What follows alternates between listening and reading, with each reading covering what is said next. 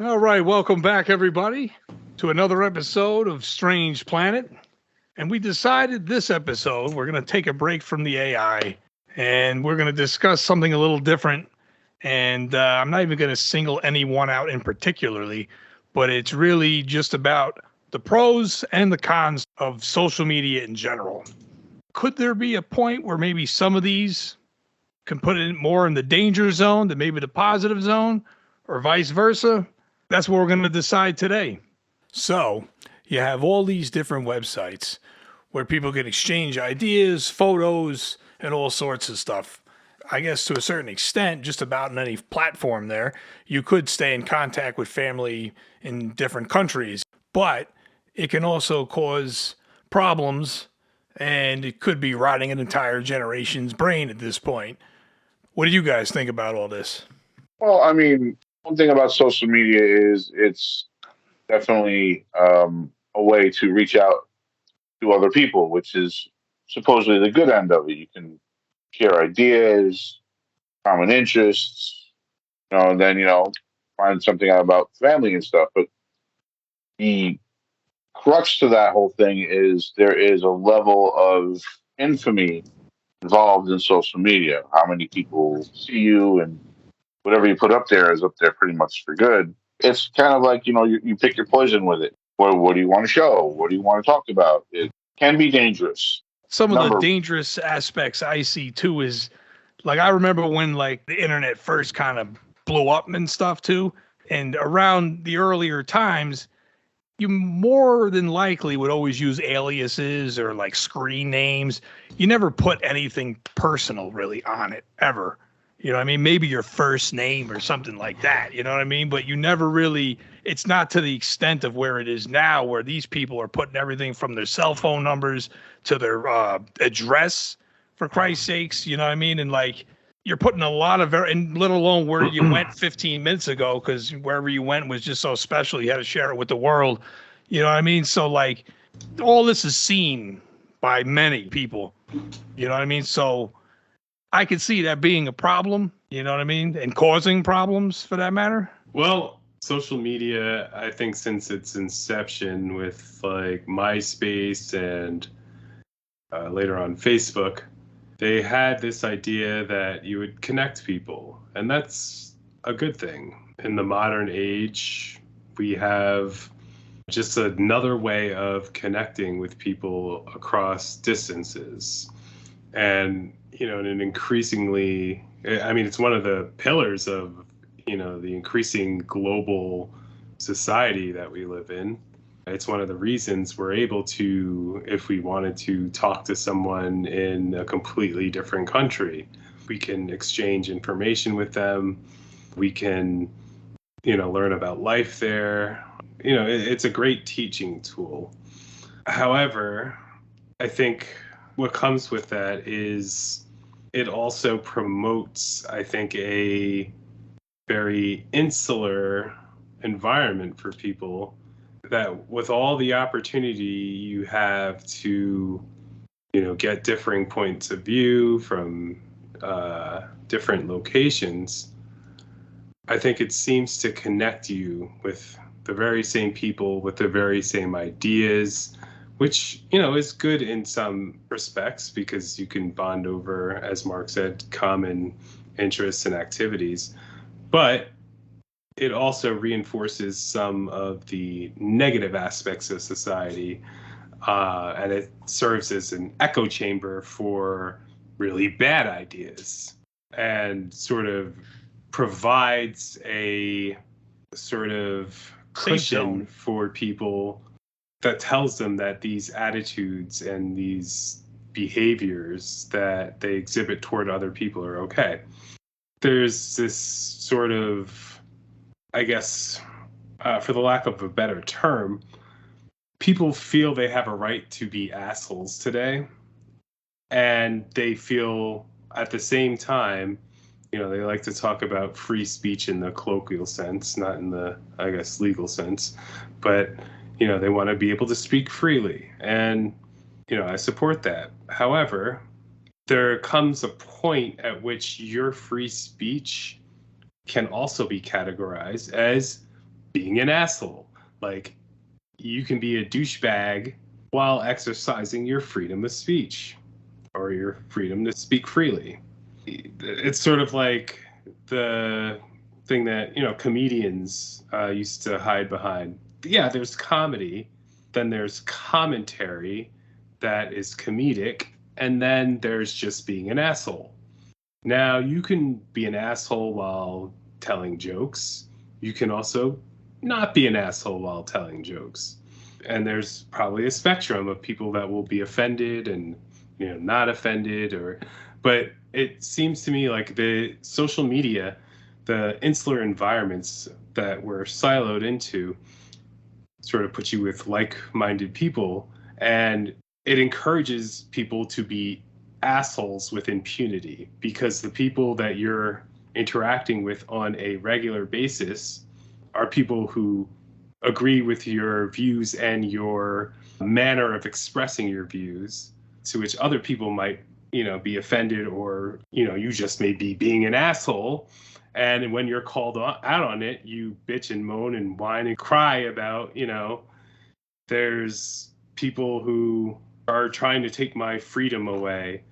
Well, no, we're just telling you that you're an asshole. And I think social media has created this environment in which, you're pitted against other people with differing views and different ways of expressing views, that creates profits for companies like Facebook or Twitter. And, they try to maximize these confrontations while at the same time reinforcing the very insular ideas and ways of interacting with people that each of us has. Right. Because you brought up comedians before. And I felt like for the longest time, that's why I feel like comedians were always necessary. Because one, I mean, who doesn't like to laugh? But the real reality too is like sometimes some of those edgy jokes, it kind of defines where the line is. But when it comes to like social media and stuff, it's almost like that line that they try to erase it in a sense, and just to be a dick. You know what I mean? So they think that Right. behavior is just a common characteristic now, and it really shouldn't be. At what point does comedy become bullying? If you're just going to be mean-spirited about something, or if you're actually, commenting about, you're providing social commentary under the guise of comedy, like, you're really meaning what you say, but you're saying it in a comedic way, but you hide behind that guise of comedy, such that you can say, oh, well, I was just telling a joke. But if you really like stand behind that joke, like if you weren't on stage as a comedian, or, on a show as a comedian telling a joke, like if you were just having a normal conversation with people and you said this, you would say the exact same thing. At what point is that being an asshole? And should you be called out on it? Or, can people call you out on it without you crying about being called out on it? Like, I feel like social media has groomed people to expect a license to be an asshole. So that it's got some truth to it there. It's true. Yeah. Yeah, like everyone expects, oh, it's my freedom to say that, or oh, it's comedy or whatever. Like everyone just wants the right to be an asshole, and if you complain about it, you're I don't even want to use the word woke or whatever, but like it's just like there's just no freedom from assholes these days with social media. Yeah, for real though. And the other thing that cracked me up too is like when these people do get called out or say their accounts, it doesn't matter too. We're not really singling out Facebook, this, TikTok, Instagram, this is really all of them as a whole. But when like someone I does will single out Facebook, but go on. Yeah, well, I don't blame you either. I'm 100% with you. But like when people start complaining, that my account was hacked because of something I said, this is against my freedom of speech, people forget that Facebook and all these other platforms, they're not America. You signed on to their product on their website to do this. And there was user terms of agreement, I believe. So if you don't abide to what they say, they can deactivate your account because you went against their principles. I always found it funny when people are trying to, wrap that around to make it look like they're getting their rights taken away, or, oh, they're trying to silence me or something. No, you probably said some dirtbag shit or maybe something racist or something, and now the website's taking action upon it. You know what I mean? So if anything, they're probably in the right for doing that. Maybe not in all cases. Could be some cases where this may have not have been a situation. Well, I mean, they're totally within their right to govern their platform as they see fit. And people have a right to say, like, to tell the platform, we don't want, this type of material on there, and then they can include that in their terms. And if people don't like it, they can leave the platform. No one's forcing them to stay on the platform. Exactly. Like Trump created his own Truth Social when he got kicked off of social media for, again, being an asshole. Yep. You say one too many asshole things, the company that runs the platform doesn't have to tolerate you being an asshole. They can kick you off. Plus, when someone of that stature comes out saying some stupid shit on a regular, that can affect that whole crowd drastically, it too. Normalizes that type of behavior. Exactly. And that's not something we're looking for here. You know what I mean? How is that positive in any way? I mean, this behavior was already normalized in certain circles. But to hear the president of the United States normalize it on social media platforms, that's just unconscionable. And they took some action against Trump. They suspended his accounts and whatever, but now I guess they allow him back on. And it's just like Facebook is getting, the reason I single out Facebook is they get, and don't get me wrong, I don't like Twitter either, but Facebook is just very desperate these days because it's losing money. It pioneered the monetization of social media, but it's losing out to shorter attention span capturing things like TikTok and its own sister site, Instagram. Like, people spend more time on that probably. So what they do, because their whole business model is to sell ads on Facebook and to get, content that's like from different content providers in front of you, and to, sort of trigger emotional responses in people to keep them within the Facebook ecosystem. They don't want you to leave Facebook. They want to keep you there. And so they gather all this data about people, and they send individualized ads using computer algorithms to figure out, what pushes this person's buttons. Mm-hmm. It's not just the products that they want to sell to you, which is one thing. Buy this product. We saw you were searching on this other website in the other window like 10 minutes ago. Here's the product you were looking for. Here's 10 other products that are like it. Buy it, please. Right? Just keep throwing it at you. So and advertising is effective the more it's repeated. So basically, as you're scrolling, you're getting subliminally trained to crave these products. However, that is just one part of it. That's, consumerism or capitalism, gone wild. The other aspect of it is the emotional triggers, and they do that for no other reason than to keep you in the ecosystem so that advertisers, can present you with things. So they'll send you news stories that are designed to trigger emotional responses in you. And usually those emotional responses are negative. I remember, like, the 2 weeks leading up to the Super Bowl, every other story that I got on my Facebook feed was how there are those two black quarterbacks for the first time in history. And of course, the top comments that they show are people saying, oh, why are they playing the race card? Blah, blah, blah, blah, blah. It's all shit that's meant to trigger me as a black American to take issue with that and to stay in their ecosystem. So they are, Facebook is knowingly, pushing narratives and counter narratives to, trigger people's emotional buttons and I think it's part of the reason that this country is so divided. It's because, you know, these algorithms are working not in our favor, but in Facebook's favor in order to keep us emotionally charged and engaged in the platform. That's why you see people, you know, going to these crazy extremes in terms of wanting to, you know, storm the Capitol and things. It's like It's all fuel. People's emotional buttons are being pushed all the time on social media. And not to mention, if you take it back to like 2016, I mean, it's probably still the same way now because they didn't really do anything. But like, it was a good, reliable source for misinformation too. Like some of these articles weren't even real that some of these people are sharing and reading. There was the whole, you know, Russian troll farm that produced fake news stories. There were just people that just sat there in a factory, basically producing fucking fake news stories to trigger people's emotional buttons. And then they would, you know, display those on Facebook in order to polarize people. And that was the original.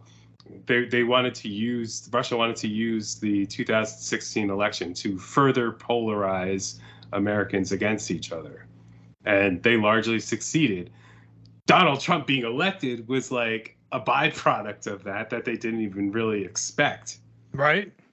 But, you know, their main objective was just to get Americans angry with each other so that to keep them fighting. So that we have weaker foreign policy. Look at Republicans now. They're basically the Putin bitch party. Yeah, like right. Yeah.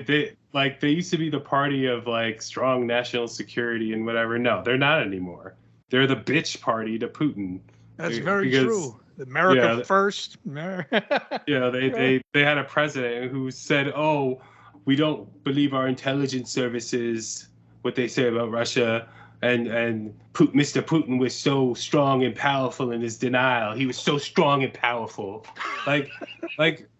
I cannot believe those words came out of an American president's mouth. It's fucking disgraceful. Yeah, like it people just look the other way, I guess, right? Right. Like and so social media has again normalized this notion that, oh, maybe Russia's not so bad. Oh, what about China? China's they're communists. Russia's like our fucking country. Yeah, try to do comparisons and shit. It's just like, how about both of them are our adversaries, and they team up together against us? Yeah, so pretty much. If we're not together on this in terms of national security, we're kind of fucked. If we can't operate together to make decisions, it's a good thing that we have, you know, Biden in place now because he knows how to respond. But I'm afraid that if we get a Republican president again, even if it's not Trump, I don't trust any of them to defend our country because they sat here and watched Trump suck Putin's dick basically for 4 years. Yeah. I just don't want to see that again. And meanwhile, nothing got done too during that whole time, if you think about it, really. Going back to the social media thing too, is where is the accountability of this too? Because like there is none. Yeah, right? Because there wasn't any for him in his presidency either. So like apparently Zuckerberg was allowed to just allow this to happen, I guess. You know what I mean? Like all this fake shit flying around. Zuckerberg's under a tremendous amount of pressure because he's receiving competition from, you know, a lot of fronts. I mean, it's tough because in one sense we kind of need Facebook to be strong and Instagram because that's the American. Sort of, yeah, I mean, the American social media rather than TikTok, which is, you know, largely Chinese. Although that actually is a very interesting company because, you know, it's a very complex issue that maybe we can dive into at another date. But, you know, they're both, you know, loved by the Chinese government and also hated. They're, you know, they can track any user's data. Like the government can just walk in and be like, you know, I want this data, give it to us. They set it up so that, they basically have access to anything they want. But at the same time, they also, apply political pressure and threats to that company as well.